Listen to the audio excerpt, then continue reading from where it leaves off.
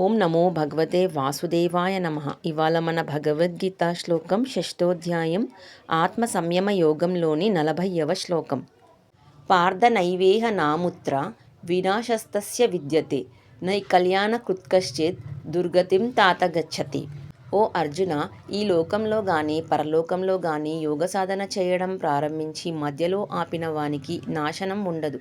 ఎందుకంటే మంచి పని చేసిన వాడు ఎప్పటికీ దుర్గతికి చేరడు. O Arjuna, one who does good spiritual practice never meets destruction, neither in this world nor in the next. A person who performs righteous actions never comes to a bad end. ఈ శ్లోకం ద్వారా మనం తెలుసుకోవాల్సింది ఏంటంటే, ఆధ్యాత్మిక సాధన, యోగం, ధ్యానం లేదా మంచి పనులు చేసినప్పుడు అవి ఎప్పటికీ నష్టపోవు. మంచి పని చేసిన వారికి చెడు ఫలితం రాదు. ధర్మంతో జీవించిన వారికి చివరికి మంచి ఫలితమే వస్తుంది. మధ్యలో ఆపినా ఫలితం ఉంటుంది. యోగ సాధనను పూర్తిగా చేయలేకపోయినా చేసిన ప్రయత్నం వృధా కాదు.